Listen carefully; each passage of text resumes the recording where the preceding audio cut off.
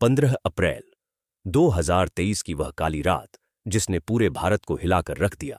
कैमरों की फ्लैश चमक रही थीं, मीडिया के सवाल गूंज रहे थे, लेकिन किसी ने भी यह कल्पना नहीं की थी कि अगले ही पल लाइव टीवी स्क्रीन पर मौत का भयावह दृश्य दिखाई देगा। गोलियों की तड़तड़ाहट और धुएं के बीच एक साम्राज्य का अंत हो गया। एक घोड़ा गाड़ी चलाने वाले के बेटे ने आखिर कैसे अपराध की दुनिया का बेताज बादशाह बनने तक का सफर तय किया। कड़ी पुलिस सुरक्षा के बीच उसे सरेआम क्यों मार दिया गया? क्या यह केवल गैंगवार थी या इसके पीछे कोई गहरी साजिश छिपी थी? आज हम उस फाइल को खोलने जा रहे हैं जिसके खून के दाग अब भी ताजा है। कहा जाता है कि जब इंसान सत्ता के नशे में चूर हो जाता है तो वह अंजाम देखना भूल जाता है। अतीक अहमद की कहानी भी कुछ ऐसी ही थी। यह कहानी उत्तर प्रदेश के इलाहाबाद से शुरू होती है, जिसे अब प्रयागराज कहा जाता है। यह शहर अपनी संस्कृति और शिक्षा के लिए जाना जाता है, लेकिन अतीक अहमद ने इसे अपराध का अड्डा बना दिया था। अतीक के पिता हाजी फिरोज घोड़ा गाड़ी चलाते थे और परिवार साधारण जीवन जीता था, लेकिन अतीक को मेहनत से नहीं, जल्दी अमीर बनने से मतलब था। जवानी की दहलीज पर पहुंचते ही उसने पढ़ाई छोड़ दी और गलत संगत में पड़ गया। 1979 वह साल था जब अतीक अहमद ने अपराध की दुनिया में पहला कदम रखा। उस समय इलाहाबाद में चांद बाबा नाम का एक गैंगस्टर खौफ का दूसरा नाम था। अतीक समझ गया था कि बड़ा बनने के लिए उसे शहर के सबसे बड़े डॉन को खत्म करना होगा। उसने दिन दहाड़े चांद बाबा की हत्या कर दी और खुद को शहर का नया डॉन घोषित कर दिया। इस एक हत्या ने उसे रातों रात सुर्खियों में ला दिया। उसका नाम पुलिस फाइलों में दर्ज हो गया, लेकिन सड़कों पर उसका खौफ पहले ही फैल चुका था। अतीक अहमद केवल अपराधी बनकर नहीं रहना चाहता था।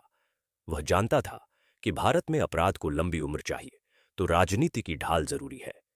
इसलिए उसने खादी पहनने का फैसला किया। 1989 में वह पहली बार विधायक बना। यह अजीब विडंबना थी कि जिस हाथ में हथकड़ी होनी चाहिए थी, उसे जनता ने सत्ता सौंप दी। विधायक बनते ही उसका हौसला और बढ़ गया। अब वह केवल गैंगस्टर नहीं, एक माननीय विधायक था। पुलिस भी उस पर हाथ डालने से डरती थी। उसने रंगदारी, जमीन कब्जाने और अपहरण का ऐसा जाल बिछाया जिसे तोड़ना लगभग असंभव लगता था। उसके गुर्गे पूरे शहर में फैल गए और कोई उसके खिलाफ बोलने की हिम्मत नहीं करता था। लेकिन हर पाप का घड़ा एक दिन भरता है, समय का चक्र घूमता है और 2004 का साल आया। अतीक अहमद फूलपुर से सांसद बन चुका था। उसका रुतबा इतना बढ़ गया कि वह खुद को कानून से ऊपर समझने लगा। इसी बीच इलाहाबाद पश्चिम विधानसभा सीट खाली हुई। अतीक चाहता था कि यह सीट उसके भाई अशरफ को मिले ताकि परिवार की सत्ता कायम रहे, लेकिन राजनीति में राजूपाल नाम का नया चेहरा उभरा। राजूपाल ने चुनाव लड़ा और अशरफ को हरा दिया। यह अतीक के अहंकार पर सीधा वार था। वह यह बर्दाश्त नहीं कर पाया कि एक नया लड़का उसके इलाके में उसे चुनौती दे। 25 जनवरी 2005 को राजूपाल की दिनदहाड़े हत्या कर दी गई। हमला इतना क्रूर था कि उन्हें संभलने का मौका तक नहीं मिला। डॉक्टरों के अनुसार उनके शरीर से लगभग 19 गोलियां निकाली गईं। यह हत्या सिर्फ हत्या नहीं थी, बल्कि पूरे शहर के लिए एक संदेश था कि जो भी रास्ते में आएगा उसका यही अंजाम होगा। राजूपाल की पत्नी पूजा पाल ने न्याय की गुहार लगाई, लेकिन गवाह या तो मुकर गए या गायब हो गए। इस मामले के मुख्य गवाह उमेश पाल थे, जो राजूपाल के दोस्त और रिश्तेदार थे। अतीक जानता था कि यदि उमेश पाल कोर्ट में गवाही देंगे तो उसकी ताकत खतरे में पड़ सकती है। इसलिए उनका अपहरण कर उन्हें प्रताड़ित किया गया, करंट लगाया गया, पीटा गया और धमकाया गया। लेकिन उमेश पाल झुके नहीं। यही जिद आगे चलकर अतीक के पतन का कारण बनी। 2017 में उत्तर प्रदेश में सत्ता परिवर्तन हुआ और योगी आदित्यनाथ के नेतृत्व में सरकार बनी। सरकार ने माफियाओं के खिलाफ सख्त नीति अपनाई। अतीक अहमद को जेल भेज दिया गया।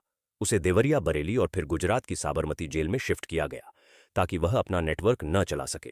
फिर भी वह जेल से ही अपना गिरोह संचालित करता रहा। 24 फरवरी 2023 को उमेश पाल की हत्या कर दी गई। सीसीटीवी में कैद इस वारदात ने पूरे देश को हिला दिया। जांच में सामने आया कि साजिश जेल में बंद अतीक और उसके भाई अशरफ ने रची थी और हमले का नेतृत्व अतीक के बेटे असद ने किया था। यह घटना सरकार के लिए खुली चुनौती थी। 13 अप्रैल 2023 को खबर आई कि असद और उसका साथी पुलिस मुठभेड़ में मारे गए। यह खबर सुनकर अतीक अदालत में फूट फूट कर रो पड़ा।